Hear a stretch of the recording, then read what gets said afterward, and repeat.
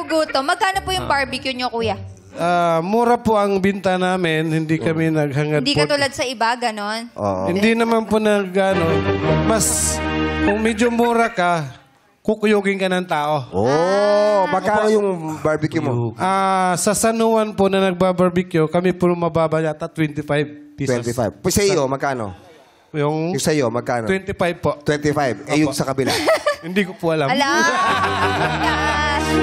Lagot. Meron ba dito taga San Juan din? Meron ba rito mga taga San Juan Wala na nagbabarbecue? Ay, ito si Cecil. Magkano ang barbecue mo? 20 po. Ala! Ay, mas mababa! Bakit? Sadali lang. Bakit 20 pesos lang? Kasi sa kanya 25 eh. Yung sa'yo ba walang taba?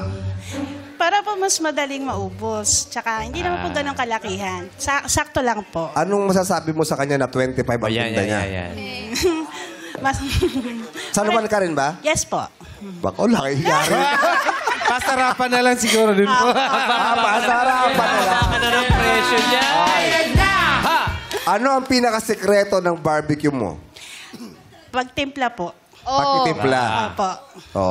Yung kung ano yung paano i-marinate. Yes po. Yung sa'yo. Pag nag-ihaw na may pamahid po na chicken oil. Chicken oil. Ay, ba't mo sinabi? Secret mo yun.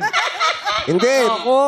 Parang inasal. Ano na rin naman talaga sa mga nagtitinda. May talagang May sarili po akong Ah. version po ng chicken oil na tinitimpla. Kaya pala 25 yung kanya. Yung hindi masakit sa ilong po. Yung hinahabol-habol yung usok ng barbecue mo.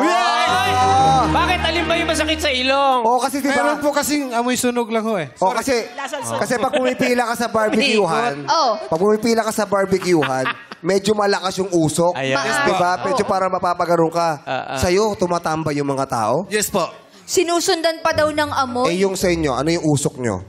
Kulay itim ba? Hindi naman po. Puti din. Puti din. Maabango ba ang usok sa Mabango inyo? po. Amoy na amoy.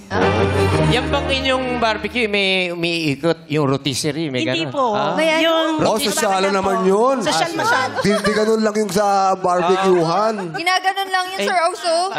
Iba talaga sa village. Hindi kasi may nakita ko yung ginaganyan eh. Wala kayong gano'n. Wala po. Yung village ba may barbecuehan nun? Meron naman. Meron? Sa loob? Barbecue. Wow. Barbecue. Barbecue. Sige, maraming salamat sa iyo, Cecil. Thank you, Thank you. Cecil. At saka, mura ng barbecue mo, ha? Diba? Ano masasabi mo ron, Dan?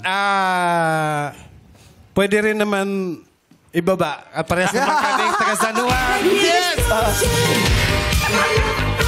Baka naman malugi ka. Hindi po, yun po na talagang price talaga sa...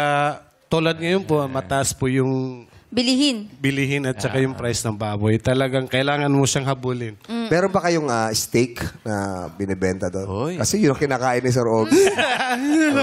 Meron? Papakyawin ko yan. Sa 25, ha? Paano po sinabi niya? May steak kami. Barbecue steak. Barbecue stick. Ganda.